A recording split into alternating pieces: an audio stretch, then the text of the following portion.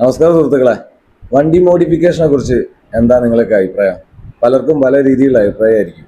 ഇലക്ഷന് 2 ദിവസം മുന്നേ ഒരു മാധ്യമപ്രവർത്തകൻ ഇപ്പോഴത്തെ മുഖ്യമന്ത്രിയോട് ചോദിച്ചിട്ടുണ്ടായിരുന്നു, നിങ്ങൾ ഭരണത്തിൽ വന്നു കഴിഞ്ഞാൽ ഈ വണ്ടി മോഡിഫിക്കേഷൻ എന്തെങ്കിലും ഇളവുകളൊക്കെ വരുത്തി കൊടുക്കുമെന്ന്.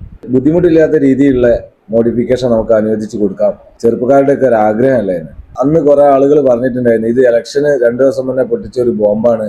പക്ഷെ ഇപ്പൊ നമുക്കൊക്കെ തോന്നി തുടങ്ങിയിട്ടുണ്ട് ശരിക്കും അതൊരു ബോംബായിരുന്നോ. ഉള്ളില് സീറ്റ് കവർ ഇട്ട്, ഫോർമാറ്റ് ഇട്ട്, കൂളിംഗ് ഫിലിം ഒട്ടിച്ച്, അല്ലെങ്കിൽ അലോജൻ ബൾബ് ഫിറ്റ് ചെയ്ത്, അല്ലെങ്കിൽ ചെറിയ ചെറിയ ലൈറ്റുകൾ ഫിറ്റ് ചെയ്ത്, ഹോണ് മാറ്റി, ഇങ്ങനത്തെ കാര്യങ്ങളൊക്കെ ചെയ്തു കഴിഞ്ഞാൽ എങ്ങനെയാണ് അപകട സാധ്യത കൂടുന്നത്? എന്നിട്ട് ഈ മോഡിഫിക്കേഷന് ഇവിടെ വരുന്ന സാധനങ്ങൾ, എ ടു സെഡ് വരെ സാധനങ്ങൾ നമ്മളിവിടെ കുഴിച്ചെടുക്കുന്നതാണ്. ഓരോരുത്തരും നമുക്ക് ഇഷ്ടപ്പെട്ട മോഡിഫിക്കേഷൻ ചെയ്യുന്ന ആളുകൾ സ്വന്തം വീട്ടിൽ നിന്ന് കുഴിച്ചെടുക്കുന്നതല്ലോ. ഇത് പുറത്തുനിന്ന് ഇങ്ങോട്ട് ഇമ്പോർട്ട് ചെയ്യാനോ എക്സ്പോർട്ട് ചെയ്യാനൊക്കെ അനുമതി കൊടുക്കുന്നത് നമ്മളെ ഗവൺമെന്റ് തന്നെയാണ്. ഈ സാധനം ഇവിടെ വാങ്ങിയിട്ട് ഇത് വണ്ടിയിൽ ഫിറ്റ് ചെയ്ത് കഴിഞ്ഞാൽ നമുക്ക് ഫൈൻ ഇടിപ്പിക്കുക. അല്ലാതെ ഈ എക്സ്ട്രാ ഫിറ്റിംഗ്സ് ഉള്ള സാധനം പിന്നെ എന്തിനാ ഉപയോഗിക്കുക? നമുക്ക് തിന്നാൻ പറ്റും. ഈ മോഡിഫിക്കേഷൻ സാധനങ്ങൾ ഈ വണ്ടിക്ക് അല്ലാതെ വേറെ എന്തിനാ ഫിറ്റ് ചെയ്യാൻ പറ്റുക?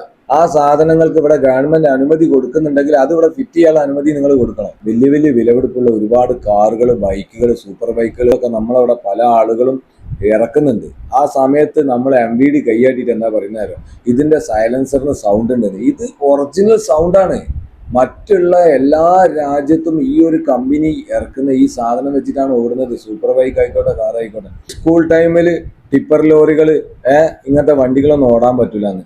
ഇപ്പൊ ഇന്ന് അപകടം ഉണ്ടായതോ ഇതിന്റെ എല്ലാ പേപ്പറും നമ്മൾ ക്യാൻസൽ ചെയ്ത്. ആ വണ്ടി കണ്ടാൽ തന്നെ ഇനി അയാൾ തന്നെ ഒഴിവാക്കി, അതിന്റെ ഓണർ തന്നെ ഒഴിവാക്കി. പിന്നെ നിങ്ങൾ ഇനി ക്യാൻസൽ ചെയ്യാൻ പോകണം. നിങ്ങൾ ചെക്കിങ് കറക്റ്റ് പ്രോപ്പറായിട്ടുള്ള ചെക്കിങ്ങൾ നടത്തുന്നില്ല. ടിപ്പർ ലോറിന്റെ അവസ്ഥ എന്താന്ന്? ലൈസൻസ് ഇല്ല, ടയർ ഇല്ല, ഒന്നുമില്ല.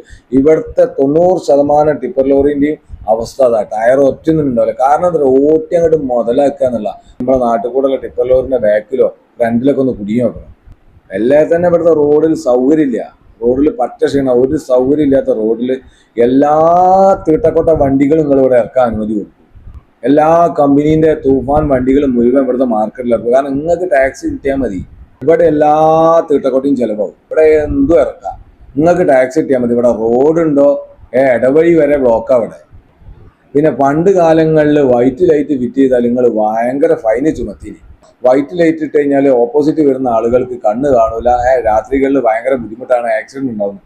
ഇപ്പം സകല വണ്ടിക്കും വൈറ്റ് ലൈറ്റാ. എന്താ ആൾക്കാർക്ക് കാഴ്ച കൂടിന, അല്ലെ കണ്ണിന് എക്സ്ട്രാ നിങ്ങൾ പവർ കൊടുത്തോ? അപ്പൊ നിങ്ങളെ പരിപാടിയൊക്കെ നടക്കട്ടെ. ഞാൻ ഇവിടെ തന്നെ കണ്ട് ചേത്തറട്ടാൻ കിട്ടും.